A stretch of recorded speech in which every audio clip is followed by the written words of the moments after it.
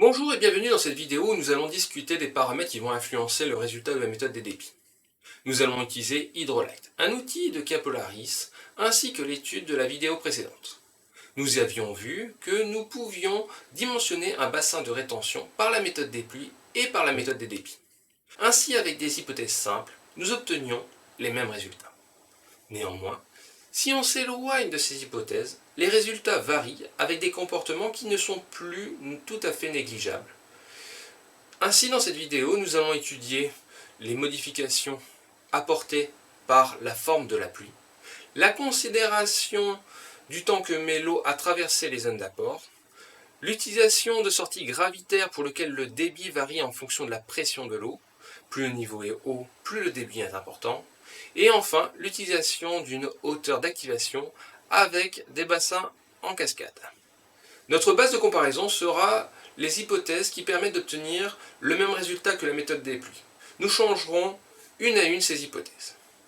Revenons donc au résultat de la simulation avec la pluie de type rectangle et débit constant en fond de bassin. Au niveau résultat, on remarque des débits constants en entrée, en sortie et un remplissage de l'ouvrage de manière linéaire. Le premier graphique, qui indique le volume à stocker en fonction de la durée, nous donne un volume maximum à 111 m3. Aussi, la suite de la courbe rejoint progressivement un volume à stocker nul. Donc pour une durée longue, on se retrouve avec un volume de stockage négligeable par rapport au maximum. En changeant la forme de la pluie par une double triangle, une pluie d'orage, caractérisée par un pic de pluie, on découvre un volume maximum plus important de 122 au lieu de 111, mais aussi pour les durées importantes, un volume qui est loin d'être négligeable.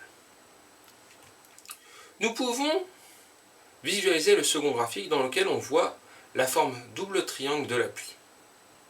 Maintenant dans le troisième, malgré que la sortie est constante, on se retrouve en début du graphique avec un débit de sortie inférieur à cette constante. Le quatrième graphique nous permet d'en comprendre la raison. Le débit de sortie ne peut être supérieur au débit d'entrée parce que sinon, en début de simulation, nous aurions un volume négatif dans notre ouvrage. Un autre point à remarquer est que vers la fin, le débit de sortie est supérieur au débit en entrée, ce qui signifie que, avant la fin de la pluie, nous sommes déjà en train de vidanger l'ouvrage. On peut sur le dernier graphique remarquer ces deux phénomènes. Au début, un volume nul et vers la fin, un volume qui décroît avant la fin de la pluie. Nous en avons fini avec notre premier paramètre. Le second cas est donc la prise en compte du temps que l'eau met à traverser la zone d'apport. Pour l'instant, on considère que l'eau tombe instantanément dans l'ouvrage.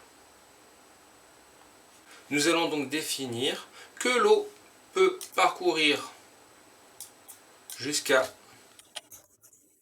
700 mètres sur notre zone herbeuse et que la pente est de 0,5% en milieu semi-urbain, ce qui nous donne un retard de 5 minutes. Ce qui signifie que, en moyenne, une goutte de pluie qui tombe sur notre zone d'apport mettra 5 minutes avant d'arriver à l'exutoire, avant d'arriver à notre bassin.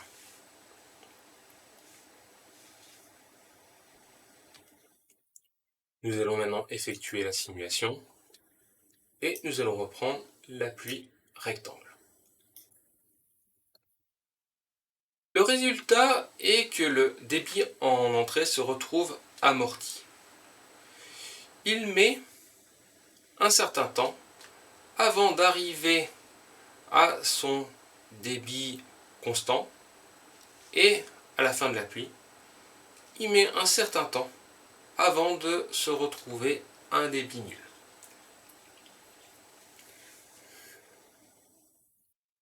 Au vu du bassin, l'événement pluvieux est considéré plus long et moins intense, ce qui a un impact sur le stockage défavorable.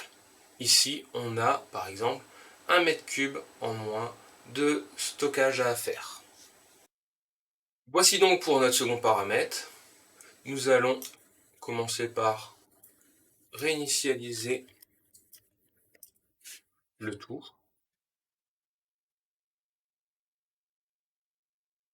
Et nous ajouterons un ajutage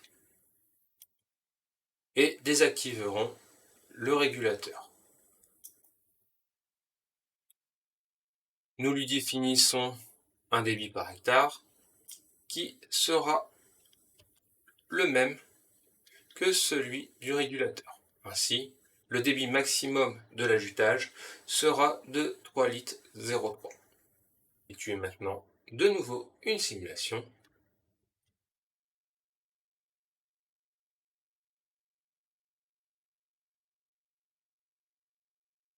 Et nous allons aller au graphique de la sortie.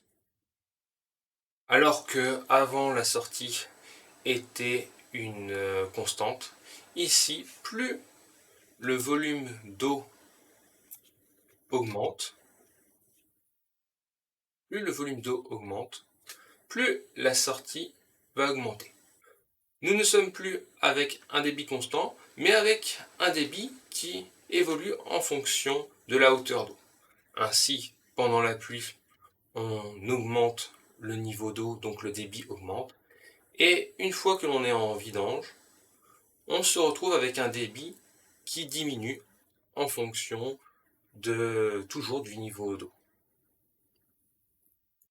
Pour le dernier point, nous allons réactiver le régulateur, désactiver l'ajutage, et nous allons ajouter une surverse. Le but de cette opération sera non plus d'avoir un débit qui va être activé dès le début de la simulation, mais en cours de la simulation. Nous avons vu pendant les simulations que notre volume était supérieur à celui qui était capable de accueillir notre bassin de rétention. Nous avions 111, 122, alors que notre volume n'était que de 100. Nous allons dire que notre surverse va démarrer à partir de 80 cm. À partir de 80 cm, nous allons avoir notre surverse qui va rejeter de l'eau. Et si on considère une hauteur de 1 mètre qui est le maximum, avec les paramètres coefficient de forme et la largeur de notre surverse, nous aurons un débit de 100 litres par seconde.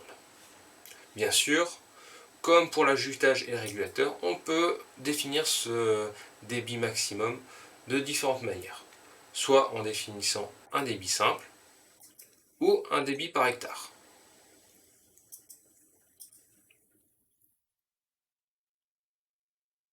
Ensuite, nous allons chercher à faire des bassins en cascade.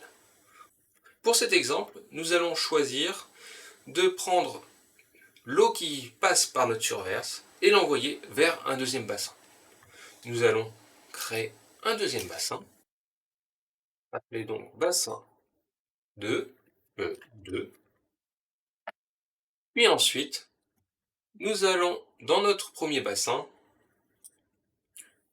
choisir que ça se vidange vers le bassin 2. Dans les faits, on peut faire la même chose pour les régulateurs ou pour les ajutages.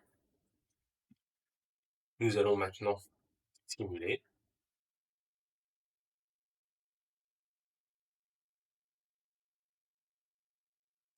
Et donc, voilà le résultat. La partie qui nous intéresse va être, une fois encore, le débit en sortie. On a ici le régulateur et ici l'activation de la surverse.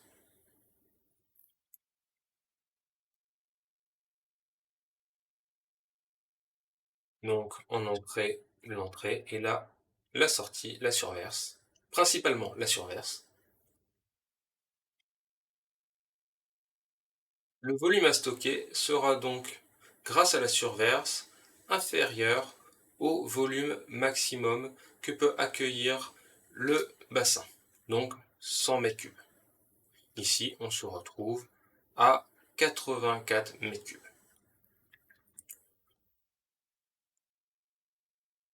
Notre surverse va avoir pour effet d'aplanir cette courbe et éviter qu'elle augmente trop. Comme nous sommes sur une pluie de type rectangle, on remarque que à partir d'un certain moment, on se retrouve avec la même forme que nous avions. En conclusion, nous avons vu dans cette vidéo quels étaient les paramètres qui vont influer sur les résultats de la méthode des débits, c'est-à-dire la forme de l'appui, la considération du temps que met l'eau à traverser les zones d'apport, l'utilisation de sorties gravitaires telles l'ajutage et la surverse, l'utilisation du noteur d'activation et les bassins en cascade. Je vous souhaite maintenant une bonne journée et à bientôt.